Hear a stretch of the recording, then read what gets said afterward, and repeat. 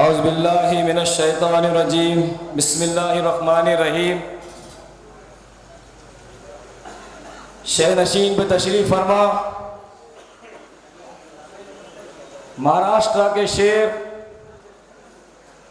मजलूमों के लिए महाराष्ट्र के कोने कोने में आने वाले,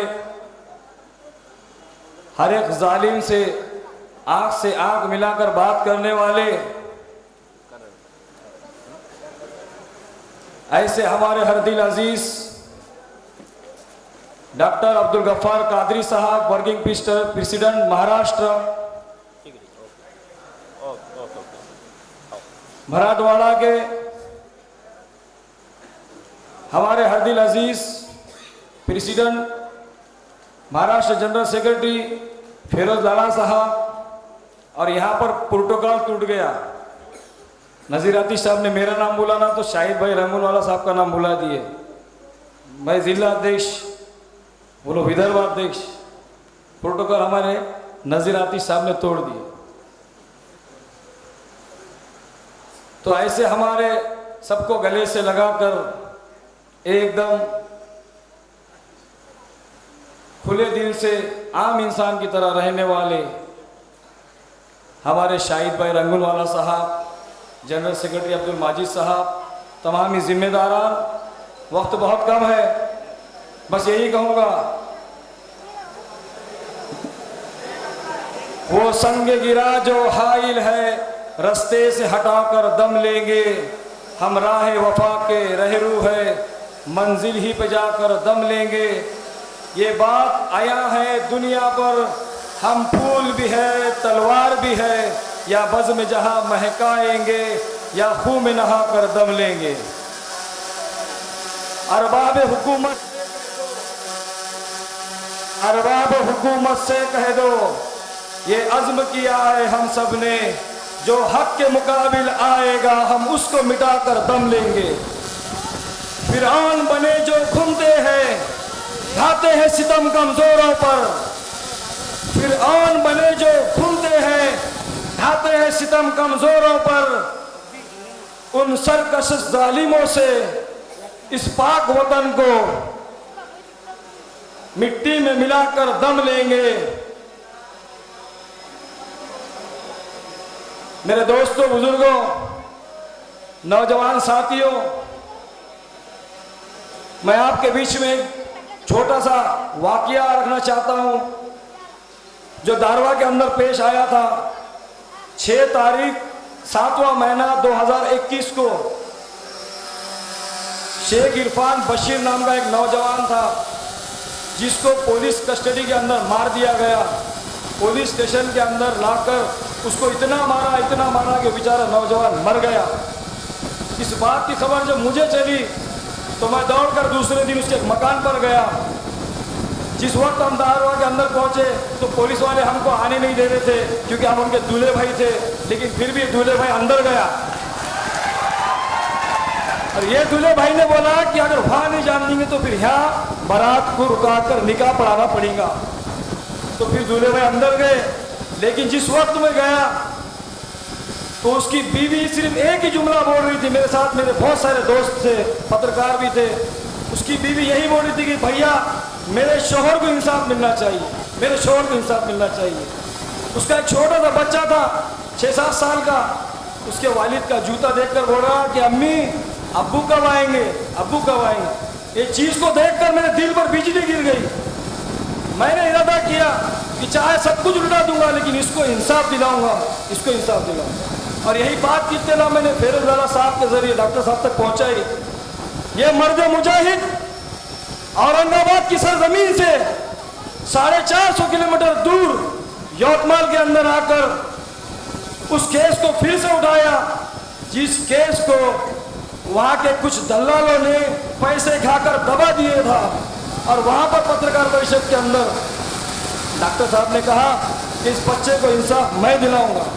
पत्रकार परिषद हुई, सारी चीजें हुई और उस वक्त फर्स्ट टाइम पहली बार डॉक्टर साहब को मैंने भी इंग्लिश में बात करते हुए देखा तो क्या मंजर था कि वक्त का एडिशनल एसपी मुंह को मास्क लगाकर बैठा था डॉक्टर साहब ने जब बात चालू करे तो मास्क निकालकर पहले पानी पिया, है ना, पहले पानी पिया और बाद में डॉक्टर साहब के बातों का जवाब दिया। उसका नतीजा ये हुआ मेरे भाई कि वो जो बेगुनाह मारा गया था, उन 4 पुलिस वाले सस्पेंड हुए, 302 का गुना दाखिल हुआ और उनको सजा मिली और उस बच्चे को इंसाफ मिला। ये आज इस शहर के अंदर जो संजय राठौड़ आया था ना, संजय राठौड़, उसी के गांव में यह हादसा हुआ। उसको तौफीक नहीं हुई कि उस बेचारे बच्चे के घर पर जाने की। उससे पहले पहुंचने वाली चीज का नाम मजलिस इत्तेहादुल मुस्लिमीन, उससे पहले। भावना तो गौरी भी बाद में आई, सारे लोग बाद में आए। मेरे कहने का मकसद ये है मेरे भाई, जब हम पर जुल्म होता है, ज्यादती होती है, तो कौन आवाज उठाता है? कोई आवाज नहीं उठाता। आज ट्रेन के अंदर क्या मामला हुआ सबने देखे। आज ट्रेन के अंदर जो मामला हुआ हम सब ने देखे। मैंने अभी एक चीज पढ़ रहा था तो मुझे मालूम पड़ा, मेरे दोस्त ने सेंड किया, डॉक्टर साहब, कि हमारे मुल्क के अंदर जो चल रहा है हिंदू राष्ट्र वाला मामला, और वो JSR के नारे लगाने का बोल रहे, और JSR का नाम पूरा मट्टी में मिला दिया इन्होंने। दुबई के अंदर 9 लाख हिंदू रहते, दुबई के अंदर, कुवैत के अंदर 11 लाख, कतर के अंदर 13 लाख, ओमान के अंदर 16 लाख, सऊदी अरब के अंदर 63 लाख हिंदू अपने मन से खुशी से जिंदगी गुजार रहे हैं। किसी मुसलमान ने ये नहीं कहा कि उनका अल्लाह अकबर कहो। लेकिन हमारे मुल्क के अंदर आज हम पर जुल्म हो रहा है, ज्यादती हो रही। इसलिए मेरे भाई आज हमारे गांव के अंदर हमने देखे, परसों एक वाकया हुआ हमारे अय्यास का। मैं सवाल कर रहा हूं यहां से आप तमाम लोगों को, मैं पसंद नहीं हूं, बिल्कुल पसंद नहीं हूं, हमारे कुछ लोग पसंद नहीं है, बिल्कुल हम मानते इस बात को, एक दूसरे से नाराजगी रहती।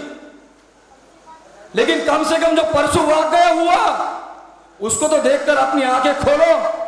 जो एक व्यक्ति झगड़ा था अय्यास का, आपस का झगड़ा था उनका, जालिमों ने धार्मिक रूप देकर कितने बड़े बड़े केसेस लगाए और कितने बेगुनाहों को अंदर डाला।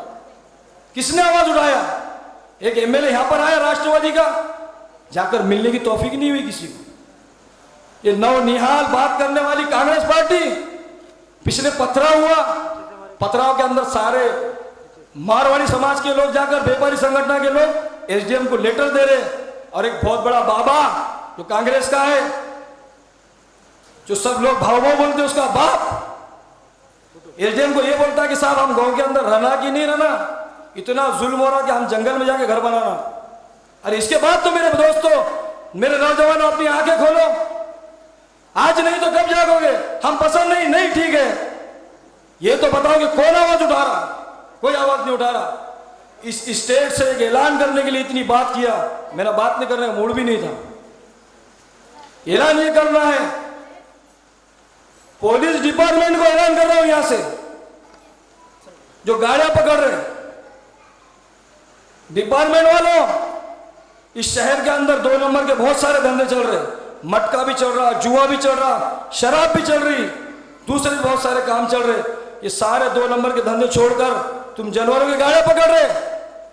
याद रखो, इस शहर के अंदर अगर लॉ एंड ऑर्डर खराब हुआ तो उसकी जिम्मेदारी पुलिस डिपार्टमेंट के ऊपर होगी। पुलिस डिपार्टमेंट इसका जिम्मेदार होगा, हम लोग नहीं रहेंगे। ये तुम्हारा काम है। किसी का फोन आता, किसी के दबाव में तुम गाड़ी पकड़ते। अरे अपने जमीर को जगाओ, जिस वर्दी को तुम पहनकर घूम रहे हो। वरना याद रखो, पहले तो मेरे को जिम्मेदारी नहीं थी, आप आई, लेकिन तुम 200-500 लोगों को देखकर जुल्म कर बेगुनाहों का नाम डालते, व्यक्तिगत झगड़े को धार्मिक रूप देते। याद रखो, 500 वालों को बोल रहा हूं, 2000 का लश्कर लेकर आऊंगा और पूरा रोड बंद कर दूंगा। दोबारा अगर करो 2000 लोग लाकर बिठाऊंगा, 2000 लोग। और कौन हाथ लगाता देखो, तुम्हारी जेल में जगह कम पड़ जाएंगी, इतने लोग लाऊंगा। याद रखो, हम डिपार्टमेंट की इज्जत करते हैं, डिपार्टमेंट ने गलत काम नहीं करना। यहां उस दिन लग गया डिपार्टमेंट का काम। इसलिए देखो, पहले तो भी इतना मामला नहीं था, लेकिन अब डॉक्टर साहब हमारे शहर में आ गए। डिपार्टमेंट वालों, इनायत पठान आएगा डिग्रस के, इनायत पठान आएगा डिग्रस से कोई? डॉक्टर साहब, इनायत पठान ने जिस वक्त में अपना वाकया हुआ, उस बच्चे को इंसाफ मिला, उसके बाद में एक राइड होगा छोटा सा वहाँ संदल के ऊपर, तो कुछ कांग्रेसी गुलाम 4-5 बच्चों के नाम थे, इनोसेंट बच्चे थे, पैसे मांग रहे थे घर वालों को, 20,000 रुपये दो, 10,000 रुपये दो, नाम निकाल देते, कोई नाम नहीं आएगा, कुछ नहीं आएगा। वो इनायत पठान ने जब मुझे फ़ोन लगाया, पूछना ये बात उसको, मैंने कहा कि वो डीएसपी को और पीआई साहब को इतना ही बोलना कि डॉक्टर अब्दुल गफ्फार कादरी साहब आ रहे, लगाते हो क्या लगाने का, 1 रुपया भी लगा नहीं डॉक्टर साहब, बच्चे छूट गए, 1 रुपया लगा नहीं।